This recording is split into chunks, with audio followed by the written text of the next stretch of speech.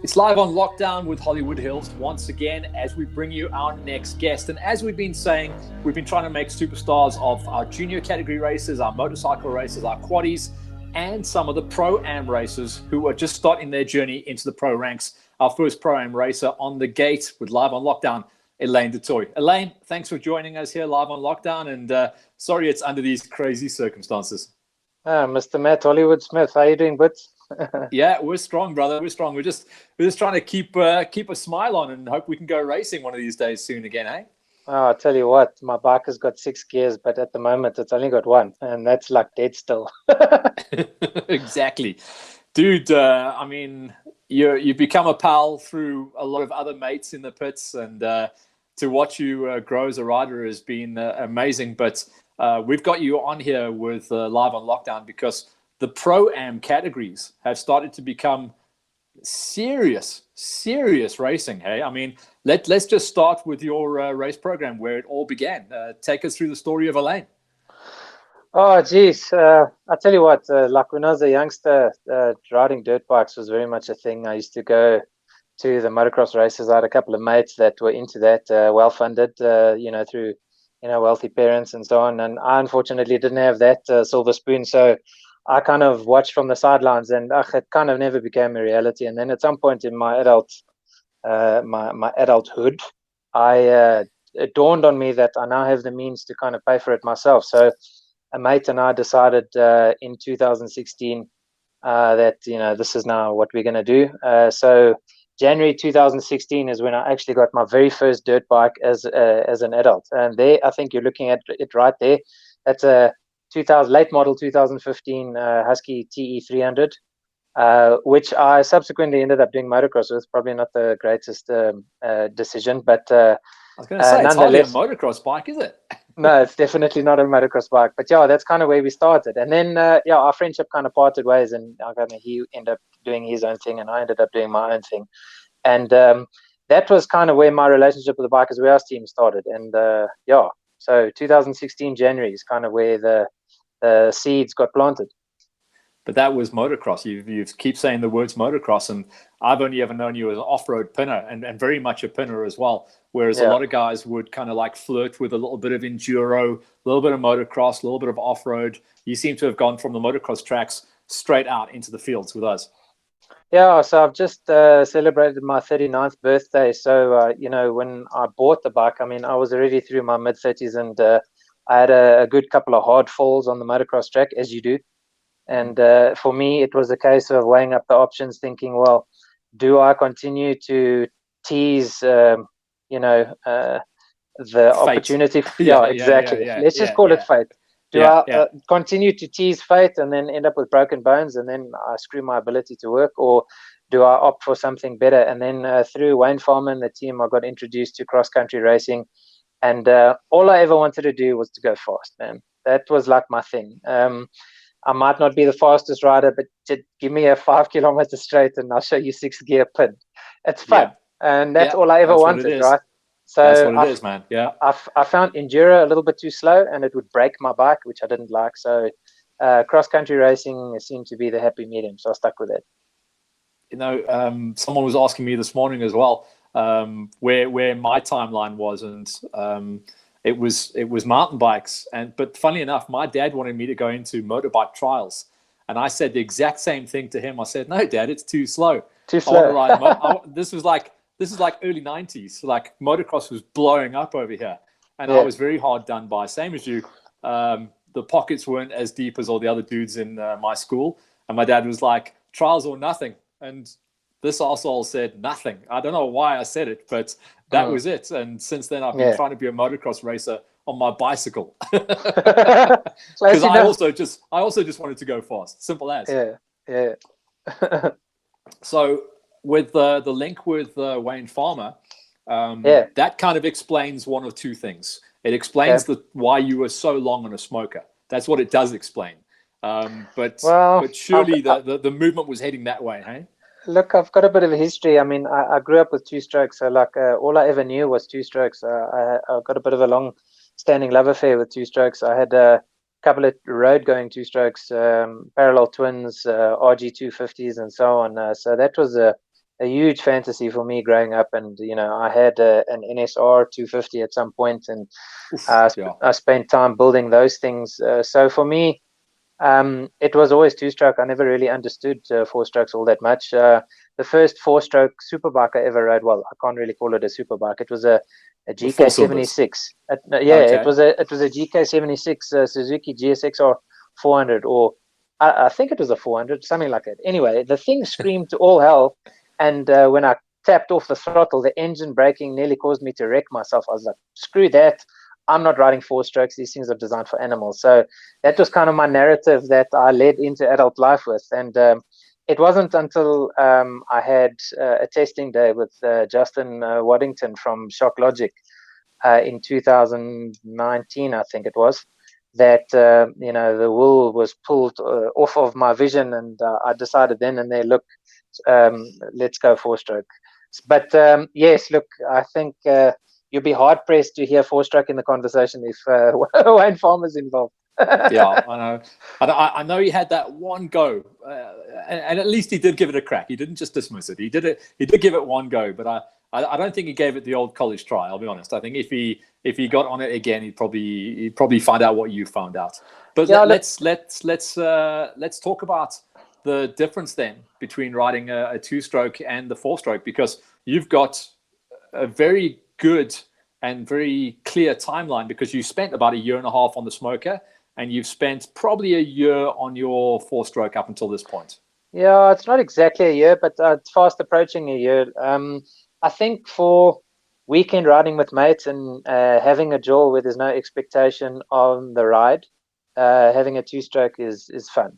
The power is peaky. I mean, the bike, it scoots off like a herd of turtles, like my old man would say.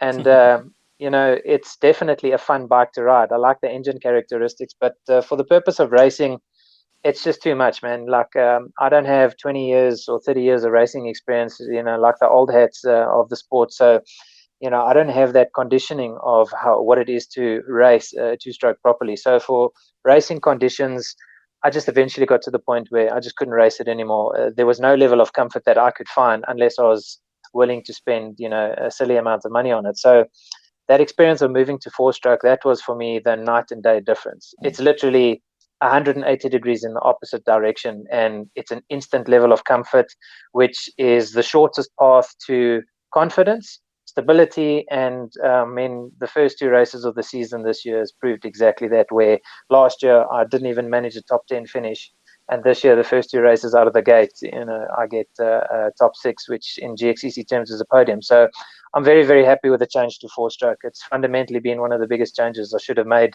a long time ago. So we've got some footage that Ivan went digging around for, and I think it was we were at Carltonville. We were doing a little bit of sneaky filming there, and we went into the archives and found some footage of you. This this is towards the end of last year. You've got that classic style, and for a while there last year, I'd see you and see Wayne and think it was the same dude, because you've got that elbows up, shoulders forward style, and both on the smokers, and you can see the influence there straight away. Yeah, look, I think a lot of the time that I've spent learning to navigate really rough terrain, I think, I got it into my mind early on from Wayne that, the guy who wins is the guy that can navigate different terrains the fastest as possible. And it's probably not the most scientific statement to say, because, open the throttle and you do it faster, you're going to win the race. It does make sense. But what one generally doesn't take into account is that through a 50-kilometer loop on the GXCC track, you probably go through like 10 different terrain changes. Sometimes it's smooth, sometimes it's straight, sometimes it's wide, sometimes it's tight, and a hell of a lot of the times it's really rough. And if you can't cope with rough terrain by having the right kind of body positioning, elbows up in the right places, leg out at the right places, feet on the pegs at the right places, then you're going to struggle. So, I've got a couple of years of riding with the farmer out in De Wilt, and I've learned quite a lot. And I think obviously becoming an official member of the Bike as Well as Race team, that's kind of exposed me to many different riding environments, as well as styles and practice opportunities. So I'm not surprised there are similarities. And then obviously, you were known from last year, but like you said, from your own admission, you weren't top 10ing it. And Yeah. then this year, like you say, straight out the gate you were. But I need to highlight the fact that 2020 gave us our biggest ever Pro-Am gates as well. So it's a big brag and well respected as well to say that you're making podiums. But what's made the change then? Is it just the development onto the four-stroke, or is it the development on the four-stroke combined with training, combined with experience, X, Y, Z, and the unknown factor as well? But you got to admit, when you lined up on gate 1 this year at Bronkhorst, that was terrifying. It was, man. I've moved up to or down, whichever way you want to look at it, from OR1 Pro-Am to OR2 Pro-Am, obviously being on the four-stroke now. Couldn't race in the OR1 class anymore. But the gate is definitely more stacked, I think, across both classes, to be honest. We got double line starts for both races, which I didn't expect. And the Black Iron Racing team adding that first obstacle or the option for the chicken run has kind of added a little bit more complexity. So I've been spending some time learning to ride obstacles now, because I know the starts are now going to be a little bit difficult. So I suppose you could call it a bit of a brag. I've got to put it down to the four-stroke, though. Those starts and those race runs, I wouldn't have been able to last the full 4 laps if it wasn't for being on a four-stroke.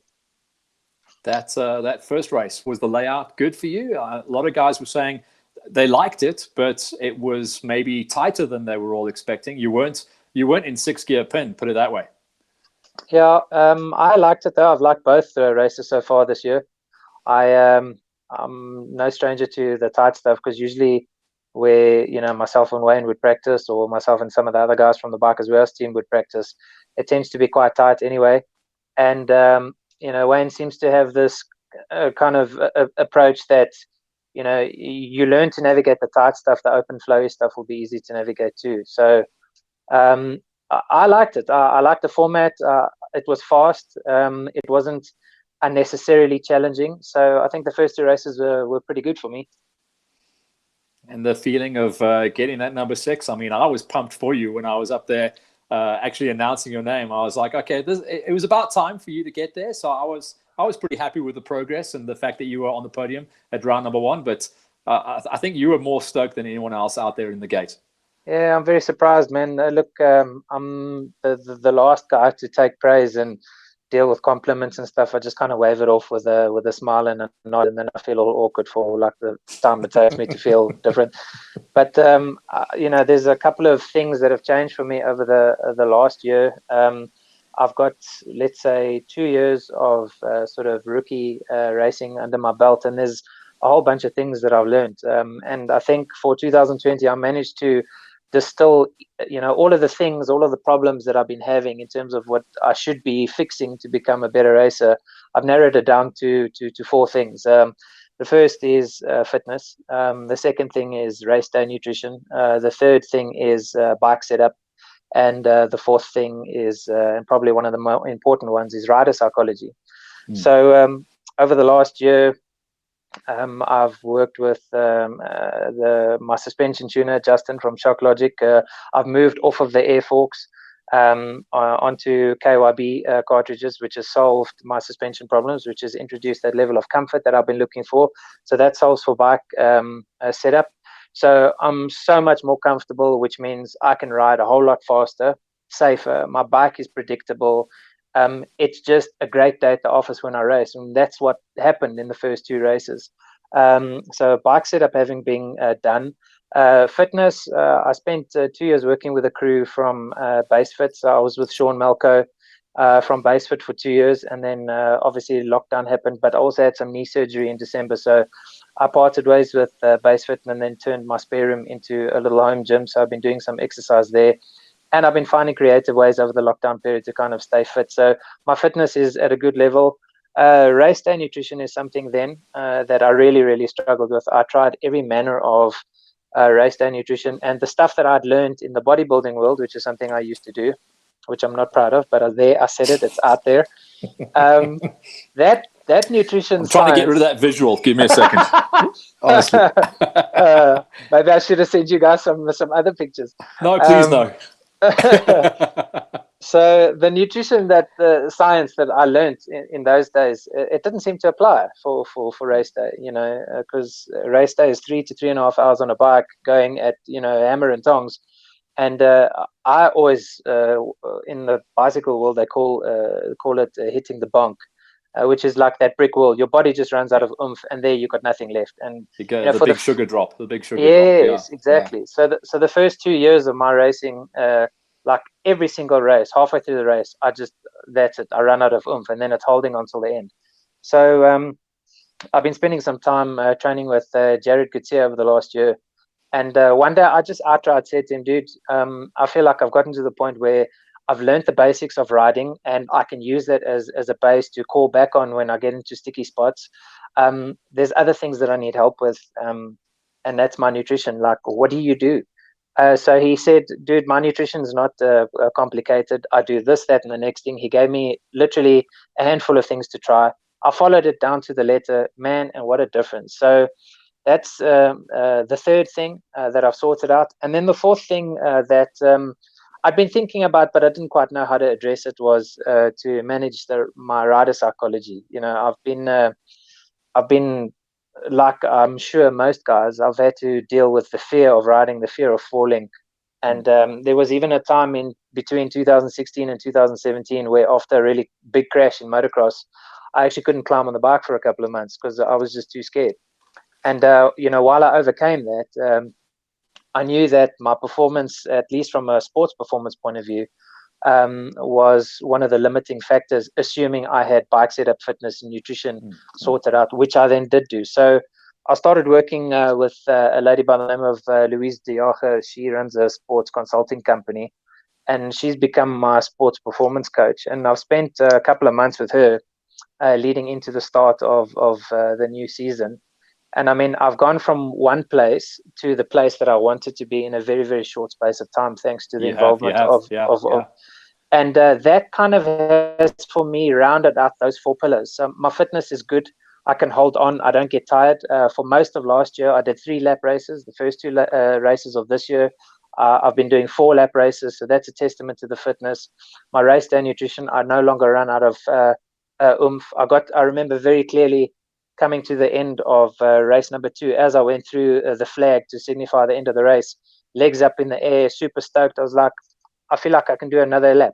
Glad I didn't have to. That's a nice feeling, dude. That's a nice But feeling. yeah, so that means I can slowly push towards those 5-lap races like some of the big bangers do. And I think when we get to that, there's that shot over there. There you go. There so you go. I remember clearly as I rode through that line thinking, oh, geez, I actually don't feel that wasted, So yeah, those are the 4 things that's really changed to kind of fix up my program and give me a better fighting chance. Is just to be honest, I never really started this thing to be the number 1 rider. I just wanted to be badass on a hot-looking dirt bike and really fast. And if I can get some silverware to take home, hey, why not? I think we all just want to be the best versions of ourselves, as we like to say. So once you find those 4 things, and it's true. I mean, you want to get the best out of the situation. Racing costs money. If you can spend a little bit of extra to make the suspension dialed for yourself, and I totally hear you on the air forks. I can't get on with air forks. I know a lot of guys that can't. It's that initial hit, the small bump activation, and that's just what I can't get on with. So I've always gone back to the springs and cartridges, and it's better that way. And it is purely the feel and the confidence, and with confidence comes comfort, and that's what's always the way. So I hear you. I hear you. And you can see all those switches between the off season and this season. You're a different dude. You were a goon plus back last year. Now you're yeah, I think with confidence comes balls, right? And yeah. I've always had that that protection circuit that kicks in as soon as there's like a really long straight and I'm 6 gear wide open. I've been holding it open for like 20 or 30 seconds, and then my brain goes, maybe I should just like close quarter throttle. And then something goes, no, open it again, and then off I go. Like on the 4-stroke, I don't do that anymore. It's like pinned until I see Dayglow stickers on either side of the road. So I've asked a couple of the riders when we were referred to GXCC number 2 at Falkville, where a couple of guys seem to think it was a 4K long straight. I know it was a 2.3K long straight. Okay. How long did it feel for you, Alain? Not long enough, to be honest. I like it's probably such a like typical guy thing to say, but I really like being on my bike, wide open throttle, top gear. It's like the most exhilarating feeling. And then, one of the things that my sports performance coach kind of shared with me, which is this concept of like getting present, right? Being present in the moment, because that's the easiest way you kind of connect into flow, so that you're switched off from the things that are happening. You're not worried about lockdown, you're not worried about budgets, you're not worried about anything. You're just focusing on riding. And if I'm going down a straight as fast as I can go, what I tend to do is I look to the left and the right of me. I see fields of grass to this side. I see mountains in the distance on the other side. And it's like such a privilege to be able to do that kind of thing, right? And that's the easiest way to connect to being in the moment, and nobody can take the experience away from you. It's a lot of fun. So that's why I say it wasn't long enough, because I wanted more distance to go faster for longer. And I've always, because I've never raced what you race. I've ridden what you race, but I've never raced what you race. So I've never got myself into that place. So on lap number 1, because the way that I'm programmed is I like to learn a track and then get better and better. Yeah. If I was ever racing superbikes or anything, it was always the last lap was my fastest lap, because I was learning and getting better. Do you find it the same with GXCCs, or I know by lap number 2 you're in traffic, you see, no matter what. Even if you hole shot, you're in traffic on lap number 2. So is there an element of learning on lap number 1 and then improving on your laps as you go along? 100%. Especially now that I've got my 4 pillars sorted out. I found in especially GXCC2 for this year, for the very first time ever in all of the races I've done, my last lap was almost a minute and a half faster than all of my other laps. So dialed. Yes. So, I mean, to speak to specifically what you mentioned there, the first lap for me is always difficult because there's a lot of traffic, there's a lot of dust. It's very stressful. Adrenaline is high. Adrenaline equals muscle cramps. Cramps equals my hands get sore.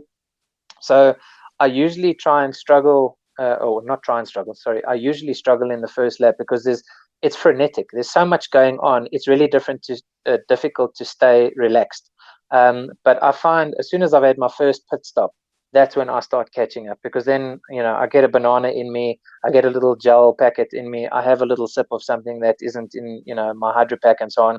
And then I've got clean air, which means I can charge and I can ride my race without having to worry about somebody else, which means I get to relax. So that's when I get starting to push. And then, I mean, to be able to get to the last race, having held on for that long and then push to make it the fastest lap, is very much like you said. Yeah, that's exactly what I thought it would be. It's just I've never experienced that on the couple of goon runs that I've done on GXCCs. It was only the old GOC, probably about 6, maybe 7 years ago, when I had to go on a Beta 350, and I was in good. I think I was in good shape. I was in my own little zone then. But since then, when I've tried to do it, I think it was 2 or 3 years ago when I did that mud race at Bronkhorst, I had arm pump within 3 kilometers. Within 3 kilometers, and the whole rest of that lap just sucked. And I know I was only going to do the 1 lap, but thank goodness I only did the 1 lap, because I wouldn't have been able to do it. I lost it. It's that simple. I wasn't in that zone anymore, and it was over. It was humbling. Humbling is the word. Listen, dude. Also on the racing, but clearly talking to you now, and this is probably the longest chat we've ever had, by the way, just so you know that. You're not just a racer, and you're very analytical in the way that you approach things, but you are a creative soul as well. And I noticed from last year and this year, you've been doing a little bit more YouTubing and creating things like that. So tell me about that hookup, and also into your own, what's it called? Moto Cartel. You've got a lot of balls in the sky at the moment, haven't you? Yes, I have. So, geez, where to start? All right. Well, first of all, I've got to give a huge shout out to a close friend of mine, Johan de Kock. Him and I have been mates for, I don't know, I'd be surprised if it isn't 15 years, maybe longer. We met in the club scene. We've kind of been into music, both having written and produced music over the years. And our friendship has always been based on doing creative things. And at the start of 2019, I think it was, Yeah. I released a rider profile that I had made with him.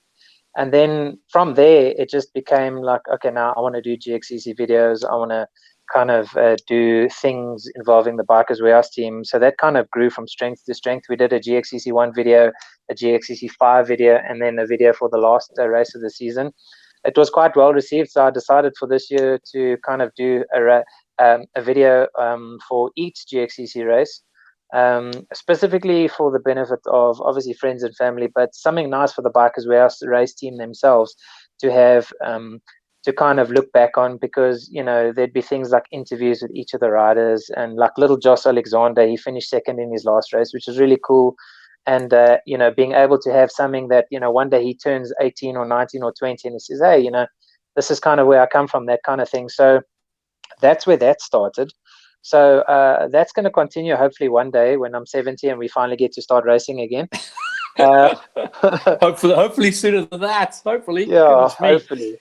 And then to speak to the Motor Cartel side of things, in the worst time ever, the end of February 2020 this year, the company I was working for, the business unit was withdrawn from South Africa, and I was retrenched. So that kind of put me in a bit of a bind 2 weeks just before lockdown started. So I've been in the information technology game for about 20 years, and I figured, well, I can either work for another multinational company and then just experience more of the same and just get quietly frustrated again, or I can take everything I've known and just kind of start my own business. So I started a cloud consulting company called InfoPath, but I've also, in my quest to have the prettiest dirt bike on the line, which I'm sure Wayne Farmer will try and challenge. I was going to say, better than Wayne's? Are you kidding? Yes, it's totally better than Wayne's. It doesn't matter what he says. And it's kind of an artistic expression for me to really have my bike looking as factory as I can without having to attach $100,000 price tag to it. So one of the things I wanted to do for 2020 was to try and get rid of a lot of the OEM bolts on my race bike, because they just look nasty after you've had one spanner turn on the bolts. The Husky and the OEM bolts, they've got this it's called Decromat coating, and you literally take a spanner to that once and the coating comes off, and then the head faces, they round over time and they just look nasty. It's like the rest of the bike can look pretty, but your bolts look nasty. So I thought, well, I'm tired of importing things from the US because what I want isn't available in South Africa. So I took matters into my own hands. I designed a set of dual head Torx and Hex bolts, as you can see there on the screen, specifically for the front end of Husky and KTM dirt bikes. And I started a dirt bike accessories company called Motor Cartel. And with some support from Wayne from the Bikers Warehouse team, they have arrived in country, and they should be available in store exclusively at Bikers Warehouse in the next month or two, as soon as my packaging arrives from China. Yeah. From where? From where? From Johannesburg.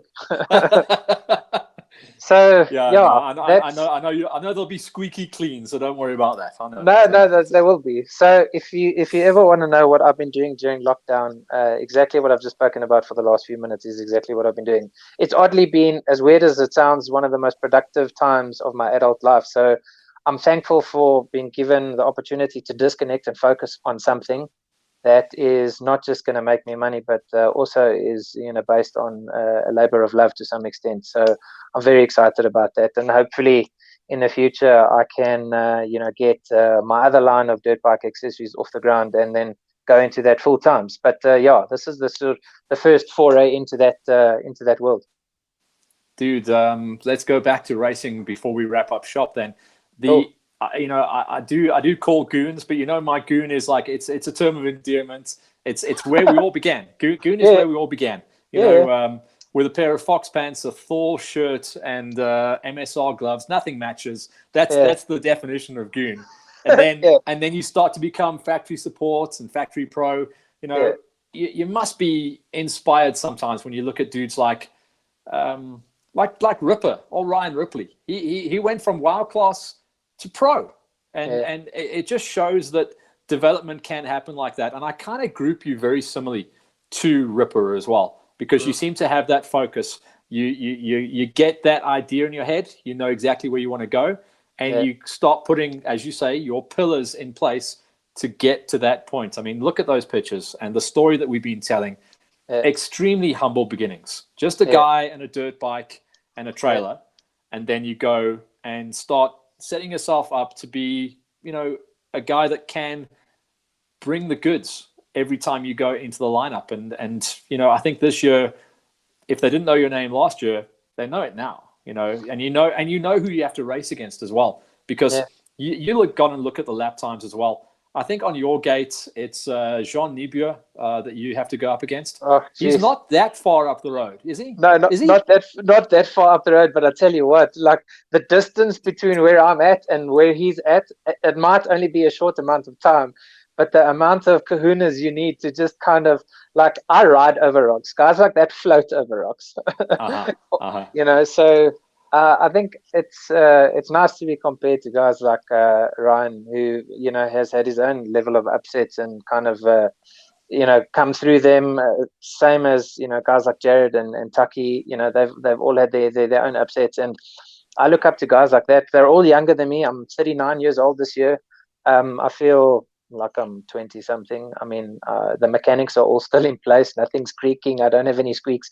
So I think having a bulldogish sort of nature where I connect to something, I want to do it properly or not do it at all. So I think that's kind of where I'm at, right? Dude, it's been an absolute pleasure learning more about Alain, and I'm so glad we got to have this chat, because we normally just say, you know, a couple of words to each other in the pits, talk a little bit of smack, and then that's it. You know, the day is over. You're off riding. I'm off. Well, talking more smack, I suppose. That's what I do down there. But yeah, I mean, it's great to learn more, and I think that's what we've been doing with these live on lockdowns. It's the dudes behind the helmets, the dudes behind the goggles, and we've been getting feedback saying it's so cool to learn about what people do behind the scenes and how they arrived at the journey, because we do get a little bit blasé down in the pits and go, yeah, it's just another race. Yeah, there's a lane. Yeah, whatever. But it's cool to just, you know, this has become like a connecting thing through the live on lockdowns. I don't know if you've learned a little bit more about some of the other dudes we've been chatting to as well. Definitely. I've learned stuff about Ryan Wilkins. I've learned stuff about Wayne Farmer. I've learned stuff about Bruce Viljoen. I've learned stuff about Wade. I've learned stuff about people that I've raced against. But like, I think the big takeaway for me is like, they're all just dudes. They're like regular dudes, you know, and that's nice because, you know, to like sometimes you see a guy that's like a high performer. He actually is just a regular dude. And in that sense, you're very much on the same level, right? Which is cool. Yeah. We're all just dudes with bikes. That's it. Yeah, 100%. Listen, dude, I want to say thanks again. This is my chance to hand across to you, and you can give a big shout out to whoever has helped you out on the journey so far, and may the journey continue. Oh, great. Thanks for the opportunity. I've actually got a list here just because like it's a special opportunity to kind of speak to some of the people that have been in one way or another involved in my program. You know, I speak like I'm like this pro sports star, but you know, as much as what I'm not, there's still the same level of commitment and support required to get anybody to the starting gate, right? So I think first and foremost, I'd like to send a big shout out to the entire Bikers Warehouse team. You know, whether it's the front office, Damon and Bianca, always being ready to support me in ordering obscure parts that I ask them for. Dudu in the back office, keeping the finances and the numbers in place. The guys in the warehouse, whether it's, you know, Zaki doing my wheels, Joe building my engines. I've wrecked 2 FX350 engines this year in the last 6 months. So they've helped with that. The guys, Tabo and them doing the washing of the bikes. There's always someone doing something for Alain at Bikers Warehouse. Then the 3 big names that stand out the most is obviously Wayne Farmer, Kerry Puzzi, and Mike Puzzi for inviting me and allowing me to join the Bikers Warehouse family. They've been very supportive of who I am, allowing me to do, you know, the things that I want to do, allowing me to express myself in terms of my racing and also as a brand ambassador. So that's pretty cool. Then the Bikers Warehouse team sponsors. I mean, there's so many names. I'm probably going to forget most of them, but I'll start with the ones that I remember. TRP, Dirt Nurse, Ryan from Polysport, the guys from Motorex, obviously the guys from Layat that I've got my hat on here. Who else? Let's talk about friends quickly. Calvin van Wyk, if he's connected today, he's been one of my biggest champions for many years, ever since he heard I was getting a dirt bike, and ever since I started racing. There's not a video that I post or an Instagram thing that I post that he doesn't comment on. So he's probably been my biggest champion. Thanks, guy. I do appreciate. Who else? All my mates that support what I do. Johan de Kock, my creative genius mate. Ashley Cabe, my photographer. Jared Gutierrez for his words of wisdom. And then two new people that have joined my inner circle, Peter and Brigitte van Rooyen, who have basically opened up their house and their family to me. Making facilities available to me to continue doing what I do. They are part sponsorship in the Bikers Warehouse race team. They own Ratamang Engineering. So that's been quite foundational in terms of my 2020 program. Then from a services perspective, a quick shout out to Justin Waddington from Shock Logic, Wayne and the team at TBR Suspension and Hillcrest, Louise Diaga, my sports performance coach. And then lastly, and probably I'll get shot if I don't say this, the freshly elevated to girlfriend status, Kelly, for sticking around long enough to get to that next level. wait, we're all about levels at the moment, so I'm glad you tagged that one. That's brilliant. Yeah, although she also has lockdown levels, right? So she's also on a level 4. She hasn't got to 3 yet. Not 3 no, yet. No, not yet. Elaine, thanks for that. And obviously, we Cool. open up the platform for you guys to do that. We recognize as well that the sponsors don't get as big a high five maybe as they should on the normal platforms, and lockdown really gives us chance to give as much back to the riders and the sponsors as we possibly can. So I'm grateful that you had your Ryan Villapoto shopping list there, and it worked a treat. And Awesome. Good luck for the rest of lockdown, dude. I hope to see you on the line. If not in the next couple of weeks, then certainly not long after that. So God bless, and I hope you're okay for the rest of this thing. Same to you, bud. Thanks for the opportunity, and to you and Ivan for setting everything up. Always. Thanks, brother. Cool, mate. Oh, what a great chat there with Alain. I really have taken a lot out of that. Thanks for that. All right, so we're plowing ahead now as we close in on the end of the stage 4, which is going to take us to the end of May. We've been chatting to quite a lot of people this month, and we're going to end off next week. Live on Lockdown is going to be old school Hollywood Hill style, and we're going to get the Goon videos out once again. I've had tons of people asking me for another Goon show, so you ask, you will receive it. That's going to be next week. It's going to be on the Live on Lockdown time slot, Hollywood Hills old school style, going Goon. Once again, that's at 2:00. From myself, my producer, Ivan, and Alain de Toit, we'll see you guys next week. Cheers.